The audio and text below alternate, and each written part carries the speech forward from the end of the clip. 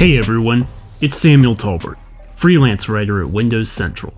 There's a lot of big horror games coming up over the next several months, and one of the biggest is the Dead Space remake, which is being developed by Motive Studio and published by Electronic Arts.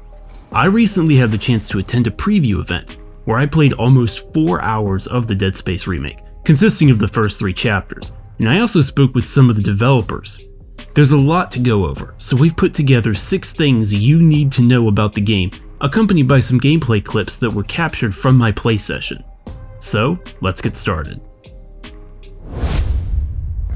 Let's start off with one of the biggest changes being made in this remake. Protagonist Isaac Clarke is no longer a silent character and will now talk. Gunnar Wright, the voice actor for Isaac in Dead Space 2 and Dead Space 3, returns to voice our unlikely hero, recording new lines for this remake. Motive Studio tells me this was one of the first big things being discussed for the game, and I'm happy to say it works really well. A huge part of what made Dead Space so great is how there was often no talking, allowing you to take in the sounds of machinery across the USG Ishimura. Make no mistake, this is still a very lonely game overall, and you'll go long periods of time without hearing anyone talk. Isaac isn't a chatterbox. Instead, he only speaks when he's being spoken to, or when it just wouldn't make sense not to say something. Often, this comes in the form of Isaac providing an engineering solution for a problem, instead of simply just being told what to do and where to go. They barricaded access to the morgue. The morgue? Yeah, but the barricade was put together in a hurry. The hydrazine tank might blow it open. Just need a detonator, like maybe a shock pad. Using the Frostbite engine, Motive Studio has painstakingly taken efforts to recreate the visuals of the USG Ishimura, using all the power available in the latest gaming hardware.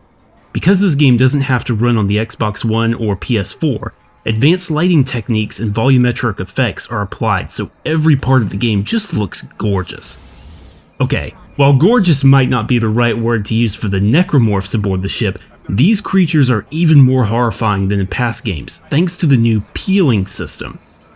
This system tracks separate damage to bone, skin, and flesh, meaning that trying to burn or cut off limbs is more disgustingly detailed than ever before. Sometimes you'll even see a limb dangle as the bone has been snapped, but muscle tendons keep it just barely attached.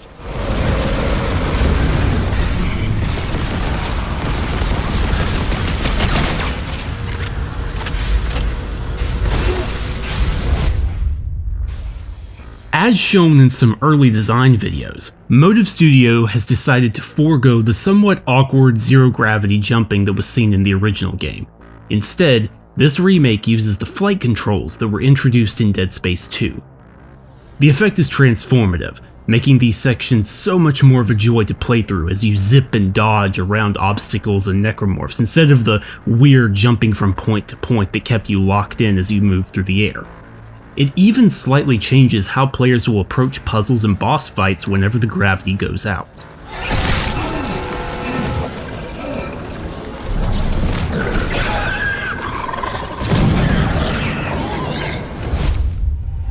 This remake of Dead Space is extremely faithful to the original game in many regards, with multiple sections of my preview session playing out exactly like they did in the 2008 game. Yet at the same time, there's a lot of small changes outside of just Isaac talking and having the ability to fly. The developers have altered a few things here and there in order to have a few surprises, making the story feel better connected to other Dead Space media, or even just providing better foreshadowing for some events later in the game. In the original game, a lot of the storytelling happened with the character on the other side of a glass pane explaining something or being attacked by a new type of necromorph. Here, the game assumes a more cinematic presentation, allowing for new moments that still achieve the same overall results.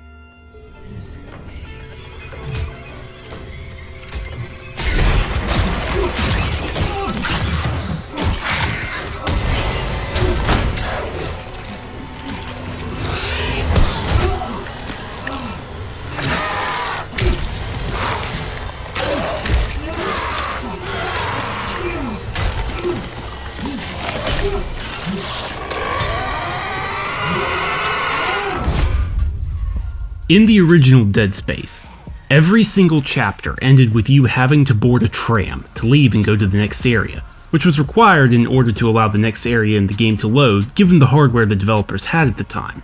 Because this remake is being developed exclusively for current generation gaming systems, the new designs and ultra-fast SSDs allow for another big change. You're not getting on a tram to go to the next level every time. This means the USG Ishimura is now fully explorable from beginning to end. Being able to explore a ship front to back doesn't matter if there's no purpose for exploring. Players have a few good reasons to head off the main path here. Motive Studio has created some side missions in Dead Space, allowing players to fulfill secondary objectives for new rewards. This might mean finding weapon upgrades that you just wouldn't otherwise, or it might mean backtracking to a room you couldn't access before because you lacked the proper security clearance at the time you first found it. Now, in tandem with the elimination of loading screens, this means exploring the USG Ishimura feels completely new, even if you played the original game a half dozen times through like I have. When I spoke with the developers, they actually mentioned that it's a good idea to carefully explore the ship before you finish the game, so it sounds like there's a couple of other surprises hidden away.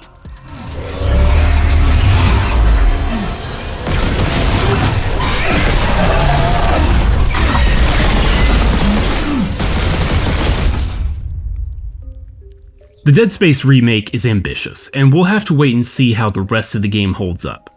Based on what I've played through though, things are on the right track, and this remake looks like it's threading the needle to be accessible for longtime fans of the franchise as well as curious newcomers. Dead Space is currently scheduled to launch on January 27 in 2023, and it'll be available on Xbox Series X, Xbox Series S, PC, and PS5. Until next time, this has been Samuel Tolbert with Windows Central.